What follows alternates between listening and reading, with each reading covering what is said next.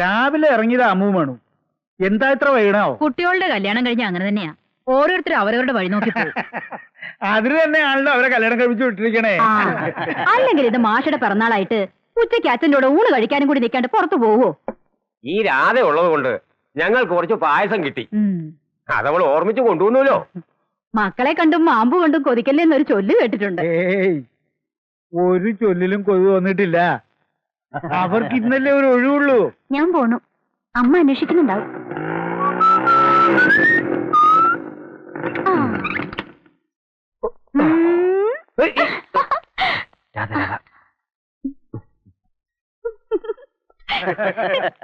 വന്നോ? ഇപ്പൊ പറഞ്ഞേ ഉള്ളൂ നിങ്ങളുടെ കാര്യം. എന്തെങ്കിലും കഴിച്ചോ നിങ്ങള്? ഞങ്ങള് ഹോട്ടലിൽ നിന്ന് കഴിച്ചു. കല്യാണം കഴിഞ്ഞതോടെ വേണു ആളാകെ മാറി. അച്ഛന്റെ പിറന്നാളാണെന്നുള്ള കാര്യം മറന്നു. അതെ, വേണോട്ടൻ എന്നോട് പറഞ്ഞില്ല. ഇതൊക്കെ പറഞ്ഞിട്ട് വേണോ അന്വേഷിച്ചറിയണ്ടേ? ആരെങ്കിലും പറഞ്ഞുതരാതെ ഞാൻ എങ്ങനെ അറിയാ? അറിഞ്ഞിരുന്നു വെച്ചാല് ഞങ്ങൾ പുറത്തു പോയി ഭക്ഷണം കഴിക്കോ? സാരമില്ല, ഇനി നമുക്ക് ഡേറ്റ് ഓഫ് ബർത്ത് ആഘോഷിക്കാം. 18-ാം തീയതി. തൽക്കാലം അങ്ങനെ സമാധാനിക്കുക. പോയ ബുദ്ധി ആന പിടിച്ചാ വരില്ലല്ലോ. പെണ്ണുങ്ങൾ പിടിച്ചിരിക്കുന്ന ബുദ്ധിയാണെങ്കിൽ പ്രത്യേകിച്ചും. കേറി വരണ പെണ്ണുങ്ങൾ നന്നാവണം, അല്ലെങ്കിൽ ഇങ്ങനെയൊക്കെ ഉണ്ടാവും. ഞാൻ വലിഞ്ഞേറി വന്നൊന്നുമല്ല. അങ്ങനെ അവര് പറഞ്ഞില്ല. അങ്ങനെ തന്നെ അവര് പറഞ്ഞതിപ്പോ. ഇനി ഇത് വഴക്കാവണ്ട ഗോമതി, നമുക്ക് പോവാം. ഞാൻ എന്ത് പറഞ്ഞാലും വഴക്ക്. ഈ ഇടുപ്പി പറയുന്നതിന് ഒരു കുഴപ്പമില്ല. നീ എന്താടി എന്നെ വിളിച്ചത്? എപ്പോഴും വിളിക്കുന്ന എന്നെ ഇടുപ്പി. നീ ഒന്നും മിണ്ടാതിരിക്കേ. ഇതിനോട് മിണ്ടായിരിക്കാൻ പറയാം. ആദ്യം കുറെ സംസ്കൃത ശ്ലോകർ വരും വൈകുന്നേരം ആവുമ്പോ. പരദൂഷണം പറയാൻ. മോളെ, വാക്ക് കുറച്ച് ഏറി പോകുന്നു. മോളത്രേ അച്ഛൻ അവരോട് തന്നെയാ. അവരെന്തെങ്കിലും പറഞ്ഞാലും നിനക്ക് സഹിച്ചൂടെ? മൂത്തോരല്ലേ അവര്. അവരുടെ ആകുമ്പോ ഞാൻ എന്തിനു സഹിക്കണം? നീ ഒന്നും മിണ്ടാതിരിക്കട്ടോ.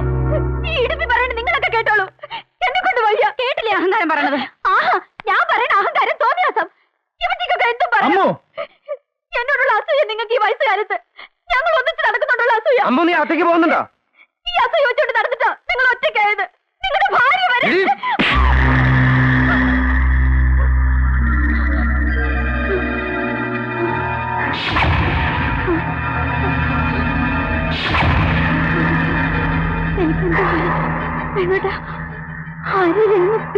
നന്ദ നന്ദ നന്ദ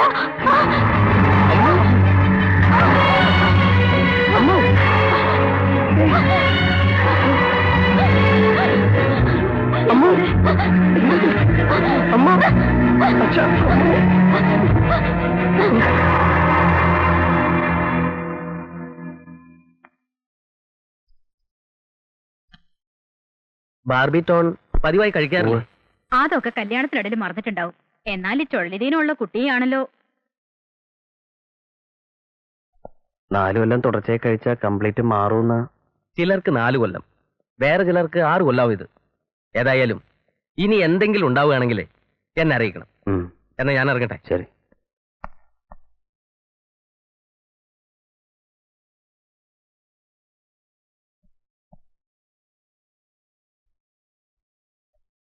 വേണു, സുഖമില്ലാത്ത കുട്ടിയാണ് അമ്മൂന്ന് നിനക്ക് നേരത്തെ അറിയായിരുന്നു അല്ലേ? എന്നോട് പറഞ്ഞില്ല. ആരോടും പറഞ്ഞിട്ടില്ല. ലോകം മുഴുവൻ അറിയിക്കേണ്ട കാര്യമല്ലേ ഇത്. എന്നാലും നിന്നെക്കൊണ്ട് സുഖമില്ലാത്ത ഒരു കുട്ടിയെ. ഇതൊരു മഹാരോഗമൊന്നുമല്ല അച്ഛാ, ക്യാൻസറോ പകർച്ചവ്യാധിയെ പോലെ. എന്നല്ല ഞാൻ പറഞ്ഞത്. വേണ്ടാന്ന് വെച്ചാ വേണ്ടാന്ന് വെക്കായിരുന്നു. ഇനി പറ്റില്ലല്ലോ. ഇപ്പോഴല്ല, നേരത്തെ. നേരത്തെയും പറ്റില്ല അച്ഛാ.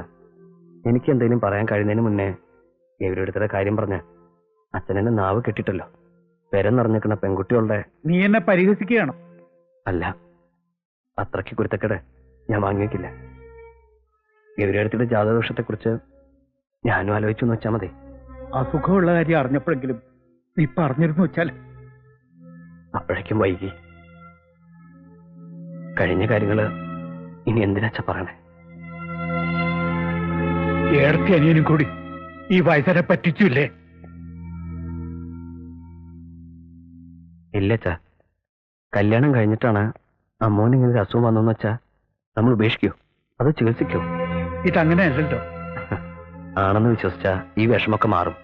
ഒക്കെ ഓരോ വിശ്വാസങ്ങളല്ലേ അച്ഛാ.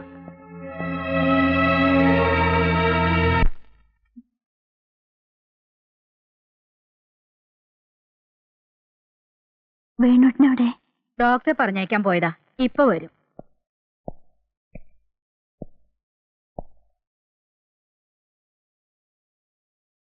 ഭേദമുണ്ടോ?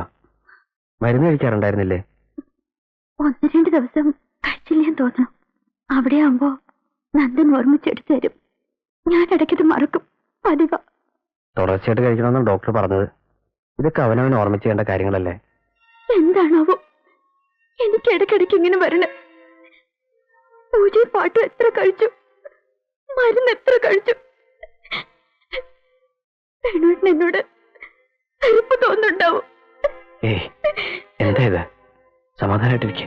തല ചുറ്റി വീഴാൻ പോകുമ്പോ ആരും ഇല്ലാണ്ടാവണം തോന്നുക. എന്നോട്ടാ ഇങ്ങനെ ഞാൻ ദേഷ്യപ്പെടാൻ തുടങ്ങുമ്പോ 5 മിനിറ്റ് ക്ഷമിക്കോ, സഹിക്കോ, പിന്നെ ഒക്കെ ശരിയാവും. അല്ലാണ്ട് എന്നെ പിന്നെ ദേഷ്യപ്പെട്ടാല് ഞാൻ എന്താ ചെയ്യേണ്ടത് എനിക്കറിയില്ല. വേണോട്ടാ ഒന്നും സാരമില്ലമ്മോ, കുഴപ്പമില്ല. അട്ടപ്പാടിന്ന് ഒരു ആദിവാസി വൈദ്യൻ ഇവിടെ ക്യാമ്പുണ്ട്. അയാൾ ഒരു ഒറ്റമൂലി തന്നു. ബാർബിറ്റോൺ ഇതും കൂടി ആവുമ്പോ പച്ചമരുന്നിന് എന്തായാലും റിയാക്ഷൻ ഉണ്ടാവില്ല. ഗുണം ഉണ്ടായില്ലെങ്കിലും ദോഷം ഉണ്ടാവില്ലല്ലോ. അപ്പൊ ബാർബിറ്റോൺ നിർത്തിയോ? ഡോക്ടർ പറഞ്ഞ ഗുളിക കഴിക്കുന്നുണ്ട്. അത് ഞാൻ വൈദ്യനോടും പറഞ്ഞു. കേട്ടപ്പോ ഞാൻ ആകെ പരിഭ്രമിച്ചു പോയി. അമ്മോ, ഞാൻ ഇറങ്ങാ. ഗൗരി ഇങ്ങോട്ട് വരാൻ നിന്നതാ. ഞാനും നോക്കിട്ട് വരാന്ന് പറഞ്ഞു ഓടി പോകും. ആഹാ, ഇത്ര വേഗം പോവാ? നന്ദൻ പേടിക്കൊന്നും വേണ്ട, എനിക്കിപ്പോ ഒന്നുമില്ല, ഞാൻ ഉഷാറാ. അത് കേട്ടാ മതി എനിക്ക്. നീ എന്നാ ഇനി അങ്ങോട്ട് വരണേ? നിങ്ങൾ അങ്ങോട്ട് വന്നില്ലെങ്കിലും എനിക്ക് നിങ്ങളെ ഒന്ന് കാണാതിരിക്കാൻ പറ്റില്ലല്ലോ. ഞാൻ ഇടയ്ക്ക് വരാം. അച്ഛാ. എന്നാലും എന്റെ നന്ദസാറേ, ആ ശുദ്ധഗതിക്കാരുടെ ഇതൊന്നും വേണ്ടില്ലായിരുന്നു. കല്യാണം കഴിക്കാനും പ്രസവിക്കാനും പാടില്ലാത്ത ഈ പെൺകുട്ടിയെ ആ വേണുവിന്റെ തലയിൽ കെട്ടി വെക്കേണ്ട വല്ല കാര്യം ഇനി ഉണ്ടായിരുന്നു. അതൊക്കെ പറഞ്ഞിട്ട് എന്താ കാര്യം? നീ ഇങ്ങോട്ട് വാ.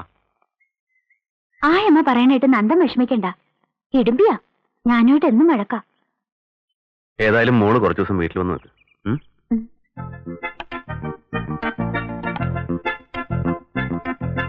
ഇങ്ങോട്ട് തരൂ, ഞാൻ അറിയാം. വേണ്ട, ഞാൻ ചെയ്തോളാം. തരൂ അച്ഛാ. ആ നീ കൈ മുറിക്കും. ഒന്നുമില്ല.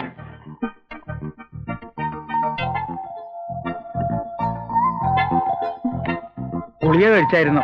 രാത്രിയെ കഴിക്കണ്ടേ, ഇന്നലെ കഴിച്ചു.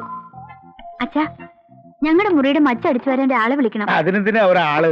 നമുക്ക് തന്നെ ആയിക്കൂടെ? അയ്യോ വേണ്ട, അവിടെ നിറച്ച് പാറ്റയാ, വലുത്. ഞങ്ങളുടെ അവിടെ ഒരൊറ്റ പാറ്റയില്ല. എനിക്ക് പേടിയോ പാറ്റയെ. നിനക്ക് പേടിയില്ലാത്ത എന്താ ഉള്ളത്? ഉണ്ടല്ലോ അച്ഛൻ. അമ്മൂന് ഇതൊക്കെ അറിയുവോ? കൊറേശ്ശെ. അവിടെ വെള്ളച്ചി അതൊക്കെ ചെയ്യാ. അടിച്ചു വാരലും തുടയ്ക്കലും ഒക്കെ. അടിച്ചു വാരാത്തോണ്ടാ ഇവിടെയൊക്കെ ഇത്ര പൊടി. ഇന്ന് രാവിലെ ഞാൻ തുമ്മി തോറ്റു. പൊടി തട്ടിയാ അപ്പ തുമ്മല് വരും. എന്തോ അലർജിയാ. നമുക്ക് ഇവിടെയൊക്കെ ഒന്ന് അടിച്ച് വൃത്തിയാക്കണം. അച്ഛാ, കുറച്ചു ദിവസം ഞാൻ ഞങ്ങളുടെ അവിടെ പോയി നിന്നോട്ടെ. നിങ്ങളുടെ എവിടെയോ? ഇത് പിന്നെ ആരുടെയാ? അതല്ല, അവിടെ വല്യമ്മയും വെള്ളേച്ചിയും കുട്ടിമാമയും നന്ദനെയൊക്കെ കാണാതെ എനിക്ക് എന്തോ പോലെ. അമ്മൂന് ഇവിടെ തീരെ പിടിക്കണ്ടാവില്ല അല്ലേ? ഉള്ള സൗകര്യങ്ങളുമായിട്ട് പൊരുത്തപ്പെട്ടു പോവുകയാണ് വേണ്ടത്. തുടക്കത്തിൽ ഇത്തിരി വിഷമങ്ങളൊക്കെ ഉണ്ടാവുന്നേ ഉള്ളൂ. അപ്പോ ഇനി എനിക്ക് ഞങ്ങളുടെ അവിടേക്ക് പോകാനേ പറ്റില്ല? എപ്പോ വേണേലും പോകാലോ. അച്ഛാ, എന്നെ ഞങ്ങൾ കുറച്ചു ദിവസം അവിടെ പോയി നിൽക്കട്ടെ? നിന്നോളൂ, എനിക്ക് ഒരു വിരോധമില്ല. വേണോട്ടിന് വിരോധം ഉണ്ടാവും. സമ്മതിക്കില്ല. അല്ല, എനിക്ക് സമ്മതമല്ല. അച്ഛനോട് ഒറ്റയ്ക്കാക്കിട്ട് പോകാൻ എനിക്ക് സമ്മതമല്ല. അതൊട്ട് എന്നോട് പറയാൻ വേണ്ട. എന്റെ കാര്യമൊക്കെ നോക്കാൻ എനിക്കിപ്പോ ശേഷിയുണ്ട്. അതില്ലാതാവുമ്പോ മതിയല്ലോ. അച്ഛനൊന്നും പറയണ്ട. ഭാര്യയോട് താമസിക്കാൻ എന്നെ കിട്ടൊന്നുമില്ല. അങ്ങോട്ട് പോകാൻ തിടുക്കുള്ളത് ആർക്കാന്ന് വെച്ചാൽ പോവാം. ഇങ്ങനെ ദുരഭിമാനവും വെച്ച് നടക്കേണ്ട കാര്യമില്ല. അമ്മുവിന്റെ മനസമാധാനത്തിന് വേണ്ടി നിനക്കിതിന് ക്ഷമിച്ചാലെന്താ, സഹിച്ചാലെന്താ? എന്തൊക്കെ സഹിക്കണം ഞാൻ? ഇനി എന്തൊക്കെ സഹിക്കണം? ദേഷ്യപ്പെടാൻ വേണ്ടി പറഞ്ഞതല്ല മോനെ. അമ്മുവിന് ടെൻഷൻ കൊടുക്കാൻ പാടില്ലെന്ന് ഡോക്ടർ പറഞ്ഞത് നിനക്ക് ഓർമ്മയില്ലേ? ഞാൻ പറയണത് കേക്ക് വേണു. നിങ്ങൾ കുറച്ചു ദിവസം അവിടെ പോയി താമസിക്കും. എത്തിപ്പെടാൻ പറ്റാത്ത ദൂരത്തൊന്നും അല്ലല്ലോ. എപ്പോ വേണമെങ്കിലും ഇവിടെ വന്നു പോകാലോ. അവിടെ പോയി താമസിക്കുന്നത് എനിക്ക് ഒട്ടും ഇഷ്ടമല്ല. അതെനിക്കറിയാം, നീ അത് പറയുകയും ചെയ്തു. പക്ഷേ ഇഷ്ടമില്ലാത്ത എത്ര കാര്യങ്ങൾ ദിവസവും നമ്മൾ ചെയ്യുന്നു. ഇതിപ്പോ ഒരു ഗുണത്തിനല്ലേ ഒന്നും അല്ലെങ്കിലും.